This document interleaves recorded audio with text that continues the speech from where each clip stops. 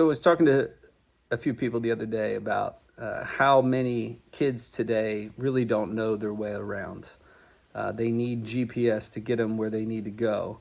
And even when they do, how long it takes them to figure out how to get from point A to point B, or how many different ways they can get to point A to point B. And one of the things we said is that the GPS keeps individuals from just having the feel for how to get places, right?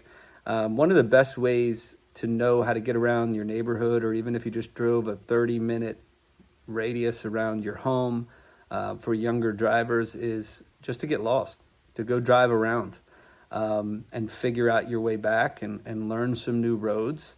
Before the days of GPS, you would have the map. You wouldn't want to always consult the map because it was sometimes hard to figure out where you were. So we just figured it out. When I was a kid, we used to ride bikes around town, all over town. And, if you'd ask me which street was which, or, if somebody came and asked me for directions, as a 12-year-old, I could get to any place in town, but a lot of it would have revolved around landmarks, or, so-and-so's house. I often didn't know the names of, other than the big streets, any really other streets. I just knew my way around town in a kind of in my bones kind of way. The reason I think that's important is when we talk about kids being kids who just know how to play, that's what we mean. Kids who just know their way around town, kids who just know how to get places. That's what we want for them as basketball players.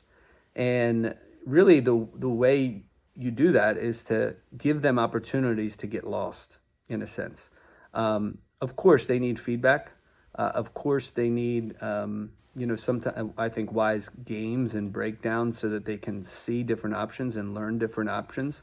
But really, without the context of getting lost and a feel for how things work and move, they're really not going to understand how to apply those specifics. And what we often do as coaches, as parents, is put them into GPS situations as quickly as possible, thinking we're helping them learn their way around. And it's really just the exact opposite. I use GPS all the time, especially for traffic, and it's super, super helpful. But even now, even then, I've driven enough without it that I can, make a turn and know where I'm going and have a feel for where to go. That's exactly what we want for your kids in basketball. And that's really what these leagues in the summer are all about, is giving them the opportunity to get lost, giving them opportunity to build a broader base of feel, right? So if you see your young player or old player a little bit lost, or you see them missing things that you think they should see, good. That's all a part of the process.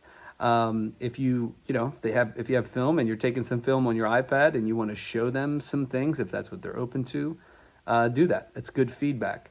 But remember too, when they're in the game, oftentimes we say, cut, or he's open, and then he's not. It's kind of like an emergency turn is usually not the best directions when you're in that right-hand passenger seat and you're yelling at somebody to make a right-hand turn. It usually is too late. So just remember, directions are good, but the best drivers who have the best feel are the ones who have gotten lost the most and who've just learned their way around. And go even a step further, when you think of skill, there's an instinct of just, I know how to get to that spot, and I do it my way, and you do it your way. And how did I learn? I learned it through play. So again, that emphasis on knowing how to play, knowing your feel and flow on the court. These kids, all our kids, need those opportunities.